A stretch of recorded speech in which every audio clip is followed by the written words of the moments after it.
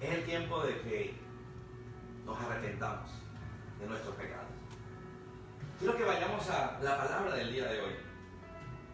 Ya después de haber hablado el Señor a nuestras vidas de arrepentimiento, Él quiere que sigamos arrepintiéndonos de ciertas cosas.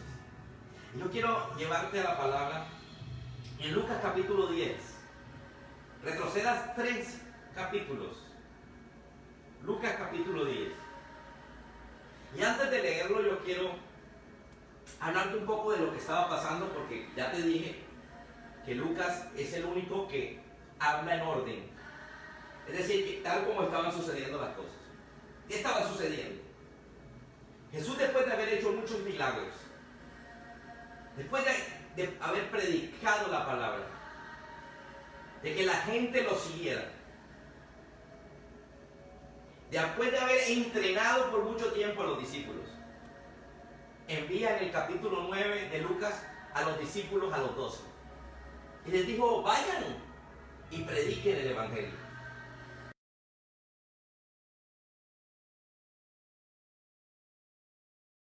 Echar fuera demonios, sanar a los enfermos y predicar la palabra.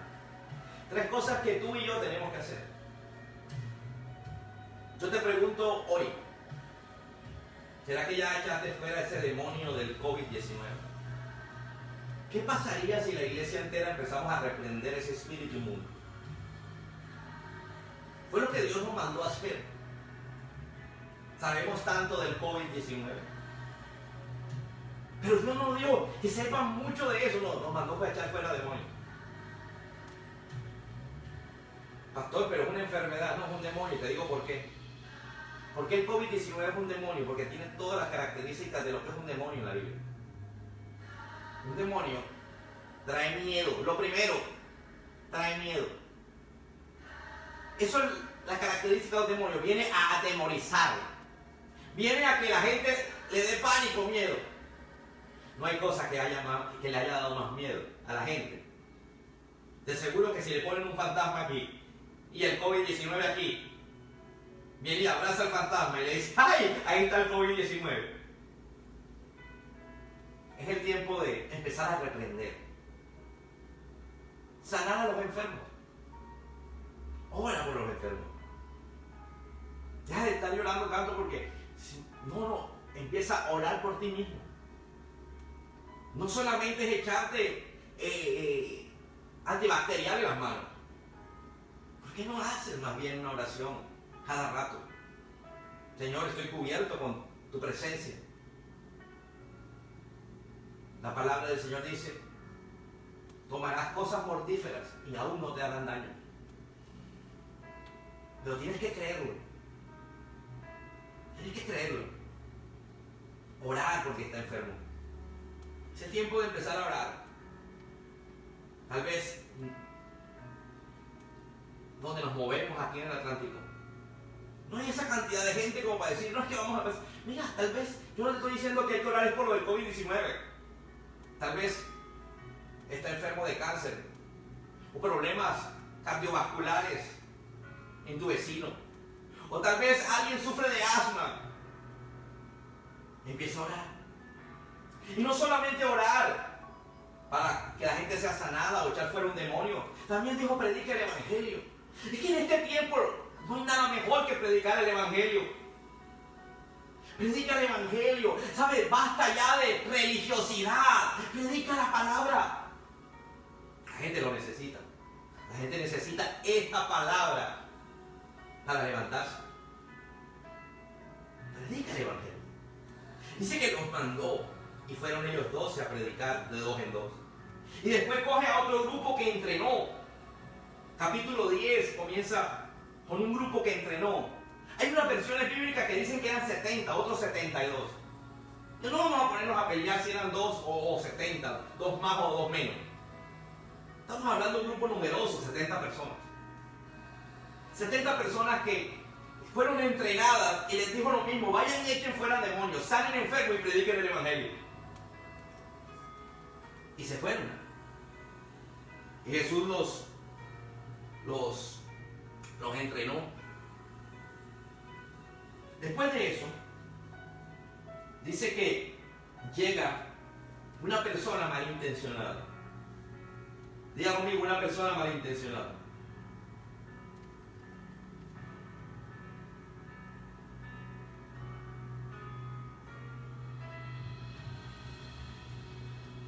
Versículo 23, capítulo 10, versículo 23. Perdón, 25. En esto se presentó un experto en la ley. Pastor, que usted dijo malintencionado. Es que hay gente experta en la palabra que es malintencionada. Hay gente que cree que porque saben un poquito de la palabra. Mira, esto no es un asunto de cuánto sabes. Esto es un asunto de cuánto crees. Sin fe es imposible agradar a Dios, dice la palabra. La Biblia no dice, si no te sabes 10 versículos bíblicos de memoria, es imposible agradar a Dios. ¡Mentira! Es sin fe. Hay gente que sabe muchas palabras, pero no tiene fe. Resulta que alguien sin fe, pero que sabía palabras, eso los encuentras en todos lados. Dice que se le acercó a Jesús y para poner a prueba a Jesús, hay gente que le gusta poner a prueba a Jesús. ¿Qué cosa tan espeluznante, a poner a prueba a Jesús? Le hizo una pregunta, maestro, ¿qué tengo que hacer para heredar la vida eterna? ¿Sabe ahorita que hablamos de arrepentimiento? Qué bueno es entender que Dios nos está hablando de vida eterna. Un maestro de la ley viene a hacerle la pregunta al que da la vida eterna. ¿Qué hago para heredar la vida eterna? Un maestro de la ley. Vamos a ver qué le contesta Jesús. ¿Cómo hago para heredar la vida eterna? Yo creo que usted está ahí escuchando como expectante. ¿Qué hago para heredar la vida eterna? Jesús le replicó. Mira, ¿qué está escrito en la ley? ¿Cómo la interpretas tú? Ojo lo que le dice. ¿Cómo la interpretas tú? Como respuesta, el hombre citó: ama al Señor tu Dios con todo tu corazón, con todo tu ser, con todas tus fuerzas y con toda tu mente. Y ama a tu prójimo como a ti mismo. Mira lo que le contestó el que estaba haciendo la pregunta. Porque Jesús dijo, bueno, ¿qué piensas tú? Hay que amar al Señor con todo mi corazón, con todas mis fuerzas, así como al prójimo, como a mí mismo. Bien, le contestó Jesús, haz lo mismo. Ojo lo que le dice, haz lo mismo. Y vivirás.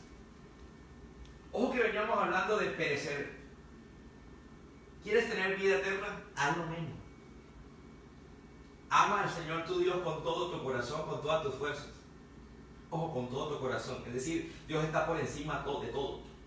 No hay cosa que esté por encima de Dios. Cuando tú tienes a Dios por encima de todo, entonces tienes que cumplir el segundo mandamiento, que es amar al prójimo como a ti mismo. Diga conmigo, amar al prójimo como a ti mismo. Tú amas al prójimo. Amas al prójimo. Vamos a ver cómo es amar al prójimo. Pero esa persona malintencionada que quería justificarse le preguntó a Jesús: Señor, entonces ¿cuál es mi prójimo?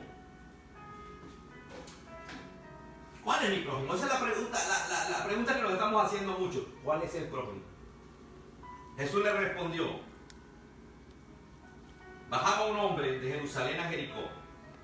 Estamos hablando de 31 o 32 kilómetros de un lado al otro, por una zona semidesértica con rocas. Dice que empezaron a caminar y cayó en manos de unos ladrones. Le quitaron la ropa, le golpearon y se fueron dejándolo medio muerto. ¿Cuánto? Dejándolo medio muerto. Resulta que viajaba por el mismo camino un sacerdote, quien al verlo se desvió y siguió de largo. Así también llegó a aquel lugar un levita y al verlo se desvió y siguió de largo. era un samaritano que iba de viaje. Llegó a donde estaba el hombre y viéndolo se compadeció de él. Se acercó, le curó las heridas con vino, con aceite y se las vendó. Luego lo montó sobre su propia cabalgadura, lo llevó a un alojamiento y lo cuidó. Al día siguiente sacó 2 monedas de plata, se las dio al dueño del alojamiento. Le dijo: cuídemelo, le dijo, y lo que gaste usted de más se lo pagaré cuando yo regrese. ¿Cuál de estas 3 personas piensa usted que demostró ser el prójimo del que cayó en manos de ladrones? La persona malintencionada, el hombre que conocía la ley, contesta: el que se compadeció de él. Contestó el experto de la ley. Veamos esta palabra. Había una persona herida y pasó el sacerdote. Lo miró y siguió de largo. Pasó el levita, que es el ayudante del sacerdote. Lo vio y siguió de largo. Pero pasó un samaritano. ¿Qué es un samaritano? Es alguien que no se habla con los judíos. ¿Quién estaba en el piso tendido? Un judío. Judíos y samaritanos no se podían ver entre sí. Mira cómo era el odio que había entre los judíos y los samaritanos. Que Samaria y Judea quedaban en línea recta. Y la gente prefería darse la vuelta por el otro lado del río, cruzar el río Jordán, pasar por otra región para llegar más allá de Samaria. Es como cuando usted prefiere darse la vuelta porque en la esquina vive la vieja esa que usted no le pasa. Es como cuando usted, cada vez que esa persona habla, usted le da rabia porque es que no me pasa. Es que no me la mastico. Dice que estaba tendido esa persona y pasó otro que sí la pasaba, que sí era de lo suyo, era judío los dos, y siguió de largo. Pasó un segundo y pasó de largo, pero pasó un samaritano. Le preguntó Jesús: ¿quién es el samaritano, o quién es el buen samaritano? ¿Quién fue el que atendió al caído? Es el tiempo, hermanos. Y esta palabra es poderosa porque en este tiempo de crisis es el tiempo de dar. Es el tiempo de ayudar. Y no te estoy hablando literalmente. No te estoy hablando solamente de dar de pronto arroz. No te estoy hablando de ayudarlo con solamente algo material. Porque el pasaje no es material. Pero lo podemos aplicar hacia lo material. El pasaje es espiritual. Dice que lo vendó. Nuestros corazones están llenos de heridas. Heridas porque tenemos rabia, resentimiento, odio contra nosotros mismos, contra la gente. Ira, enojo. Dice que lo vendó. Le echó vino y aceite. 2 ingredientes. 2 ingredientes, vino y aceite, no medicinales. El vino representa la sangre de Jesús. Y el aceite simboliza el Espíritu de Dios. Escúchame lo que soltó sobre esta persona. La sangre. ¿Por qué la sangre? Porque cuando predicamos el evangelio de arrepentimiento para que alguien vuelva al Señor, para que alguien haga las paces con el Señor, para que alguien tenga vida eterna, está sembrando sangre de Jesús sobre esa persona. Estás entregando a esa persona la sangre de Jesús. aceite. Cuando oras por la persona para que haya una impartición de unción. Cuando oras por la persona para que la visitación de Dios esté en su hogar, en su vida.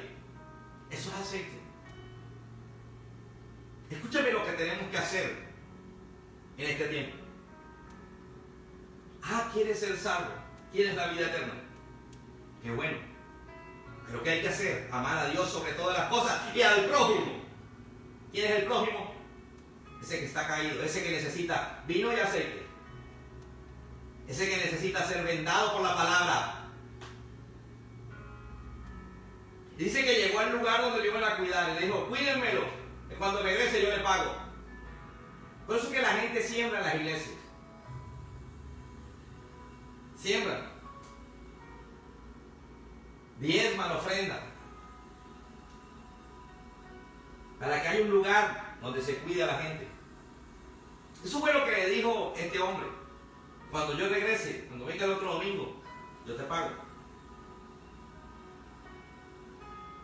Es el tiempo que nos demos cuenta que para ser salvos, después de habernos arrepentido, después de haber abierto nuestro corazón, después de haber hecho esa oración de fe, después de haber dicho, Jesús, soy pecador, mi próximo paso es eso que yo estoy recibiendo, que otro lo reciba. Una impartición de aceite, una impartición de sangre, que es el vino. Vino y aceite. La gente necesita vino y aceite en este tiempo. Qué bueno que hicieras un mercadito y le dijeras, aquí está el arroz, aquí está el azúcar, 15 limones, una libra de papa. Pero déjeme primero, le entrego el vino. También le traje vino. Y pone la bolsita al lado y también le traje vino. Y les empiezas a hablar de la sangre de Jesús, del arrepentimiento. Pero no solamente le traje vino, también le traje aceite. Le empiezas a hablar de la presencia de Dios. Los que somos salvos, hablamos de vino, aceite, vendamos a la persona en la palabra y terminamos llevándola al lugar donde lo van a seguir atendiendo, la iglesia. Gracias por haberme escuchado. No se te olvide congregarte cuando puedas. Cuando se acabe esto, volverte a congregar. Te amamos y esperamos que sea tú de bendición para otros. Un abrazo, te bendigo.